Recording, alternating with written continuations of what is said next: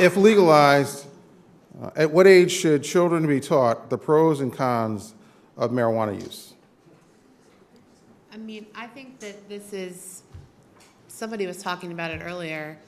I mean, that's where it becomes a social issue, right, and not an issue of the law. I mean, teaching your children what's bad for them is something that each person has to decide, and we have to decide as a culture.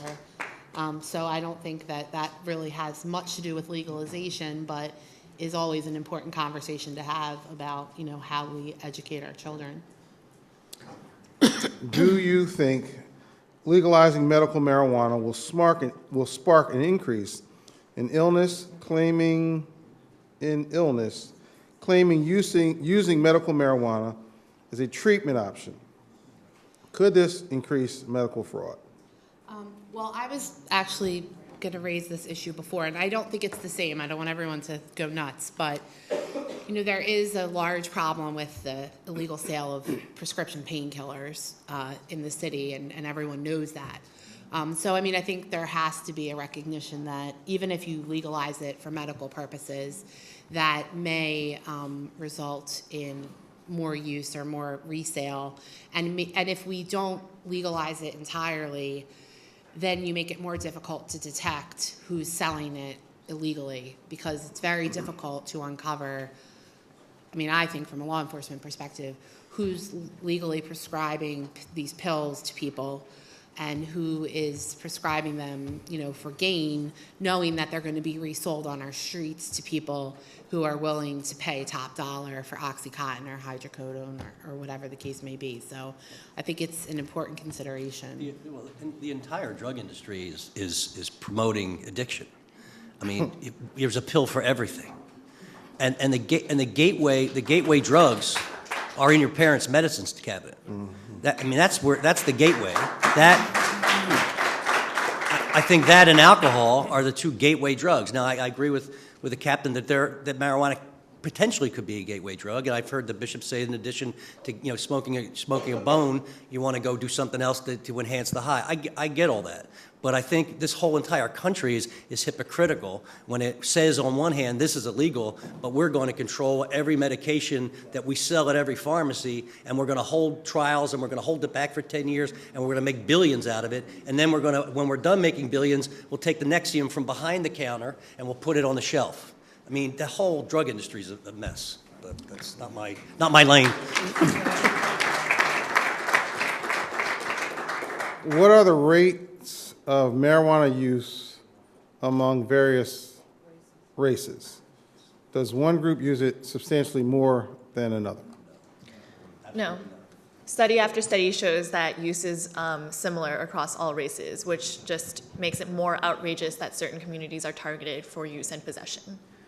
In other narcotic arrests in the city of Philadelphia, either whether it's heroin or opiates or cocaine, the arrest numbers are 50-50, black and white, 50-50, but 80% black and arrests for marijuana. I mean, drug use is about equal throughout society, but we just tend to pay attention to one group of people. And if there are other cards, please bring them forward. I want to head down the path that I think the pastor was sort of heading down. And that was on this area, and that is, the best way I can describe it is marijuana usage is sort of reflected upon generally when I hear these conversations about them recently. But for those who are sort of housed in economically depressed communities, significantly people of color, the concern becomes Woodstock usage versus Hoodstock usage. I'm glad you're all wondering what the hell that is. Okay. So well, James, you're from Philly. That's different. So Hoodstock usage is this. So first of all, we talk about lacing, which people, I come from the generation of the 70s where, was it free love, free sex, all that stuff, whatever it was. I'm glad I grew up during that era too, by the way. But anyway,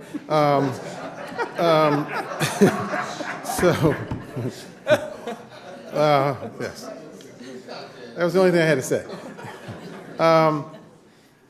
So you have these, these images of passive people who smoke marijuana. They sort of, fall off. When I was in college, a lot of my friends, honestly, I wasn't a smoker, so not because of moralistic reasons, I just wanted to stay awake and didn't want to eat more food. But a lot of my friends did, and I saw them sort of get lazy, lethargic, and have fun, and similar to when they get drunk or whatever. And that just wasn't my pattern. But that said, in these neighborhoods, these children at very early ages are consuming marijuana with a variety of quality of marijuana and other things being involved in that. When I listened to Jimmy talk about the parents in their cabinets, understand a lot of these kids don't have parents. Some are in fact homeless, and they're using it for distraction, whatever reason. So when we're talking about this, there's a context which I'm not sure is necessarily reflected. Maybe in Colorado, you may have some more knowledge about this, but I don't necessarily hear that commentary about, okay, yes. And I heard Jimmy said, he's not talking about legalizing, he's talking about decriminalizing. But there are those who are pushing for legalization. And this conversation is around legalization. So the question is, given what the pastor said, that he's had his own experiences, it is a gateway drug. And frankly, for most of these neighborhoods, it is the gateway drug because they don't have prescriptions because they don't have health insurance. So it is their gateway drug to do all this stuff. How do we look at that responsibly and say all these great things about it and the possibilities of it, even with revenue? How do we responsibly deal with this subsection if we're going to talk about this subject matter in a responsible way? I'll leave it to the expert from Colorado first, and then we can go down the panel. I'm sorry, can you condense your question? Sure. I didn't really understand. So you have a population that uses marijuana recreationally, and whatever toxic effects they have, and then they go back to work, or go back to their household, or go back to school.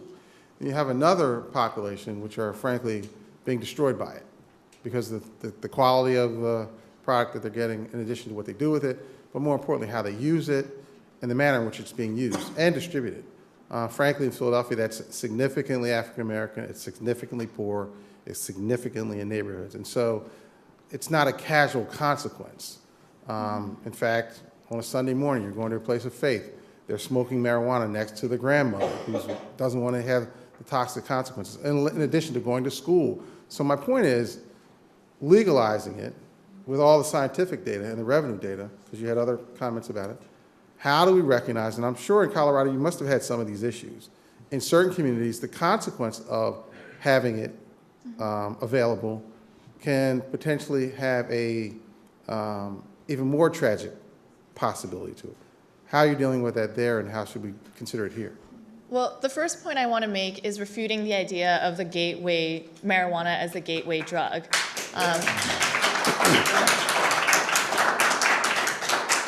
There are several different arguments for why it actually is not the gateway drug. People call it that because a lot of people use marijuana, quote unquote, before going on to harder drugs. But the real gateway drug oftentimes is alcohol, if that's what you're going to talk about.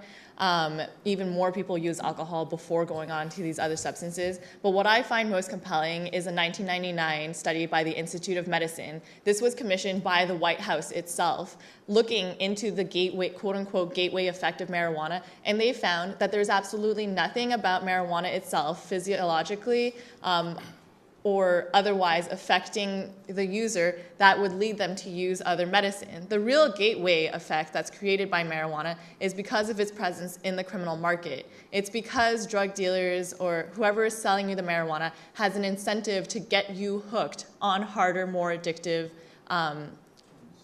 substances. And by removing marijuana from that market in which you're exposed to all these other substances, then you're creating then you're disconnecting the marijuana use from what can lead into addiction or use of other more dangerous substances.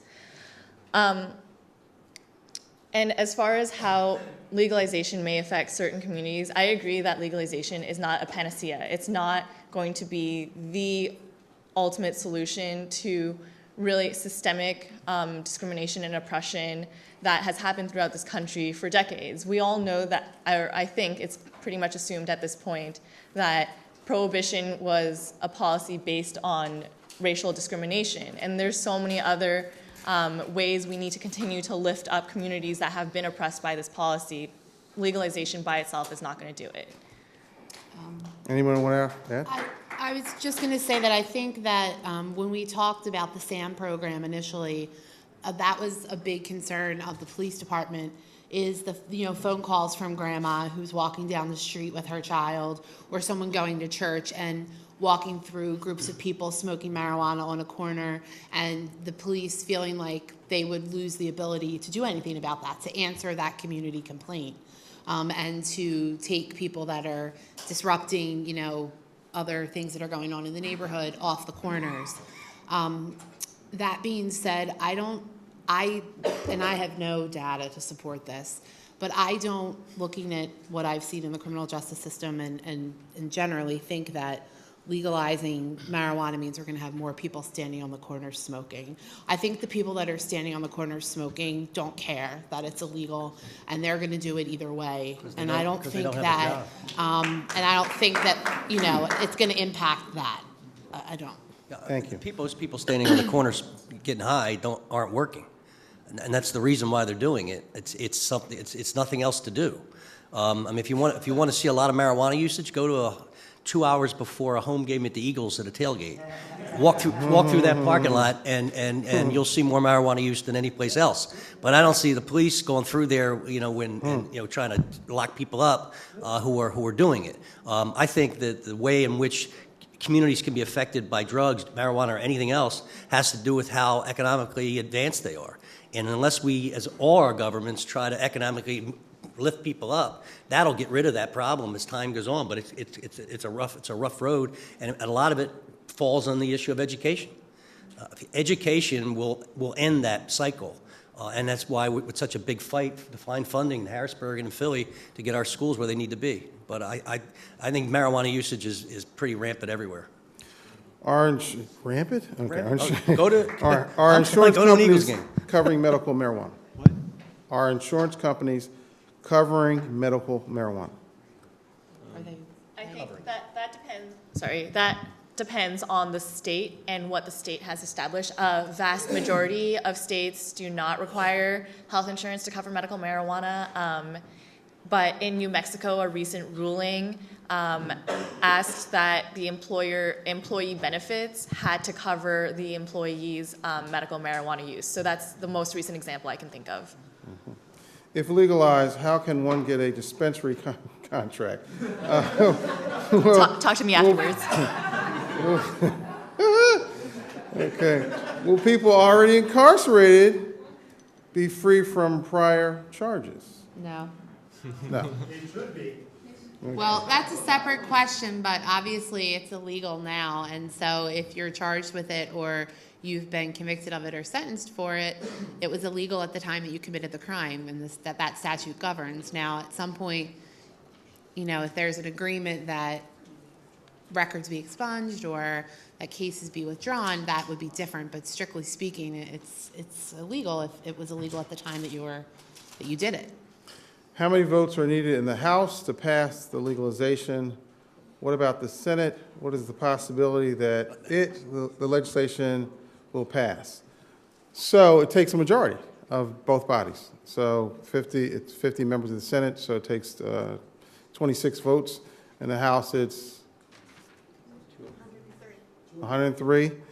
Thank you, layperson, for answering that faster than the legislator.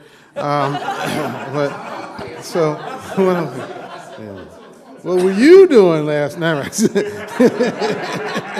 So it takes a simple majority. The question is momentum. I would say to you that the medical marijuana bill is moving quickly.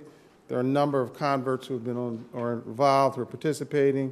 With regard to the actual legalization, it's at the embryonic stages of this conversation. But I will tell you this, that, in recent years, there have been a number of issues that historically have been stopped and, sort of buffered around, and they're now falling like leaves off of a tree and fall. This may be one of those. I'm not sure that it will simply be. Jim got a lot of applause for his possibility. I got like very, very pathetic applause for mine, but that's okay.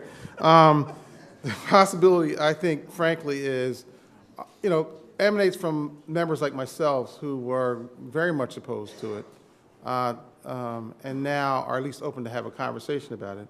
I think, frankly, we are also sort of buoyed in between the history of where we come from, the churches that we attend, or the mosques that we attend, our perspective on our values of our family structure all have an impact upon what we do, even though, and I will say this openly, we are hypocrites when it comes to the fact that we've legalized cigarettes and we've legalized alcohol, and we know what, and as the pastor said, it hasn't been good, but, we're America.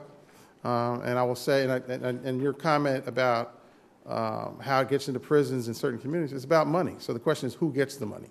And in this case, the question would be whether the government gets the money or whether somebody else who, drives a yacht, 4 yachts, gets the money.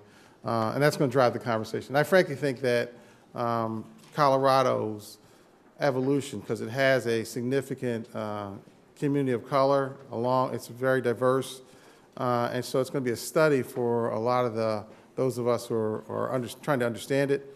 I think our faith communities, I'd be curious. I mean, this will not be the last time we have a panel or conversation. The next one, we're going to partner with our faith communities to have a conversation, again, with the great marijuana debate.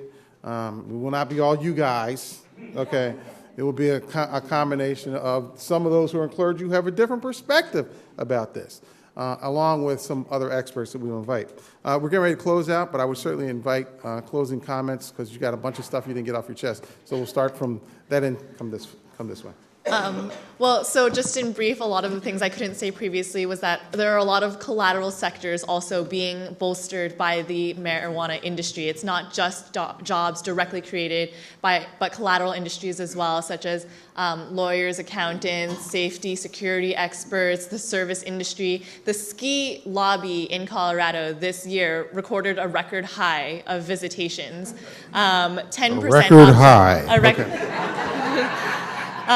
In the Mile High state, haha, we've heard it. So even for employment outside of the marijuana industry, it's being incredibly bolstered by what is happening in Colorado right now. And the first $40 million in excise tax revenue has been specifically earmarked for public schools in the Capital Construction Fund. So there's a lot of great things that the marijuana industry is bringing to the state, and very little ill effects that we've seen so far.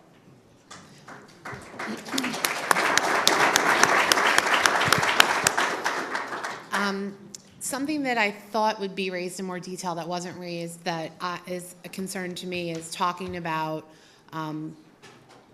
what's going to happen with DUI law. I mean, you talked about it a little bit, but what are the consequences for if we decriminalize marijuana, people that are impaired, and how is that measured, and how is that going to impact other things that are criminal in nature? And so I think that's something that everyone needs to think about, because on the law enforcement side, those are the kind of things that people are concerned about.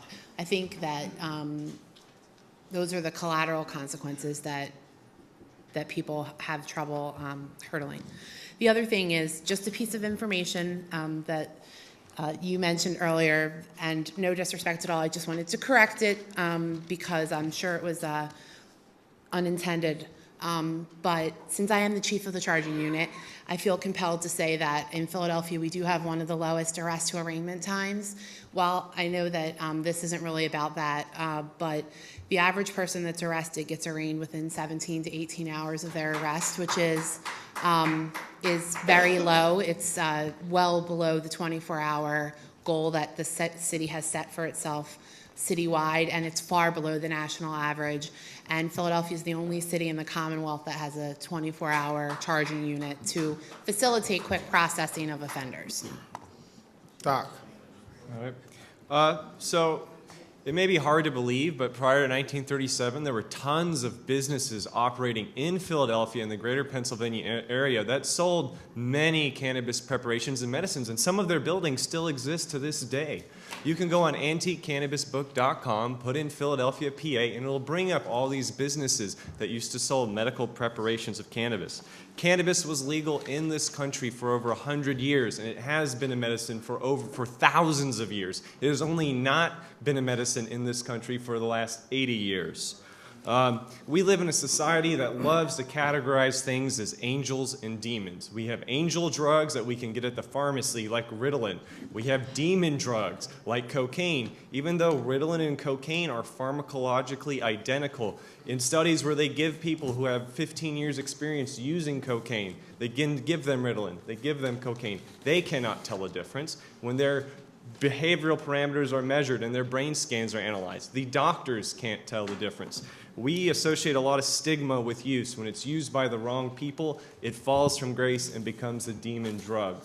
And we have to keep this in mind because our perceptions and the context of use play the greatest effect in drugs. I'm going to use two quick examples. One is a study that was done by the National Institute of Drug Abuse on heroin. In the mid-90s, the average content of heroin in street heroin tar was 0.5%.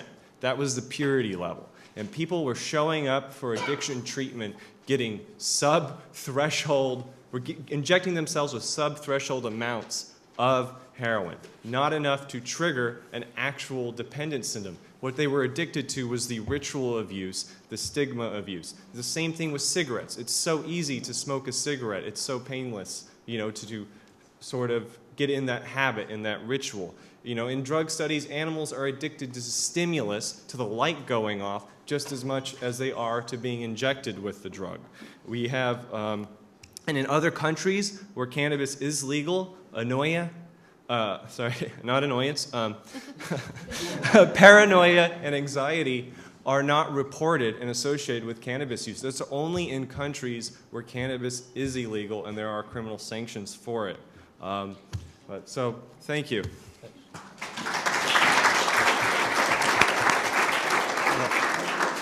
I just wanted to thank Senator Williams and his extremely hardworking staff for putting this together. I think it was a very, very valuable dialogue.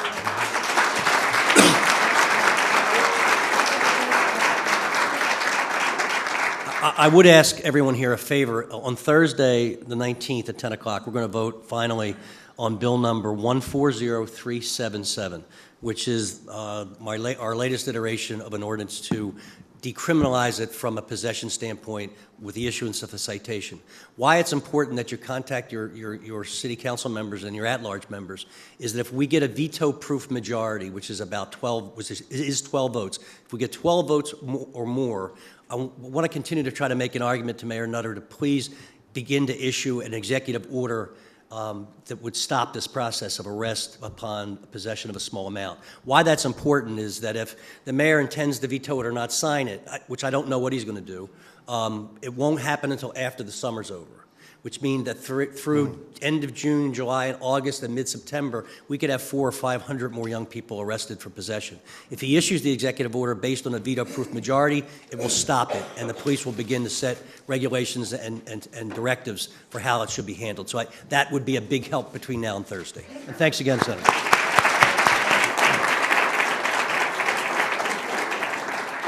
A few housekeeping items to be involved. I need a flyer for it now, right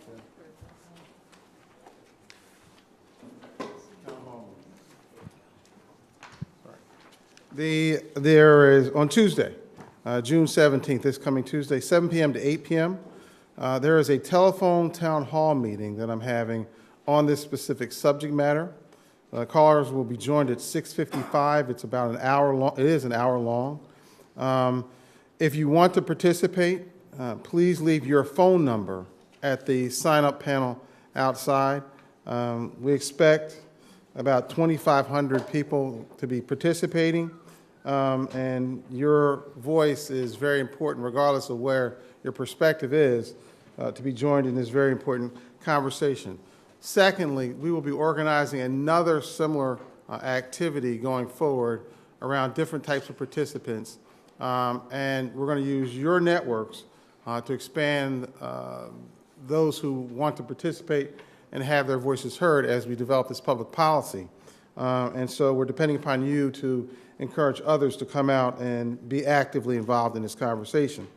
The other item is for those who are from the press. I'll be taking press activity and conversations over here along with other panelists. Certainly, Councilman Kinney and I will be available for comments and other panelists. But most importantly, this is an hour, well, approximately 2 hours of time that we took for a very complicated subject matter that can literally take, it has taken years to sort of digest. These panelists have had years of involvement in a variety of aspects of this portion of the conversation, and they sort of condensed it into 5-minute sound bites, and I apologize for the crudeness of it, but I think it put us on a certain solid foundation of how we have these kind of conversations and sort of normalize rather than shouting back and forth. We're actually talking to one another. And I appreciate the manner in which you all have presented yourself, the thoroughness, the detail. The audience, I think your questions have been very common sense, down to earth. Some are very challenging, and we still have some other issues to sort of answer with regard to that. Your participation is very, very much appreciated and recognized. And for all who are watching, thank you very much. God bless you and continue on.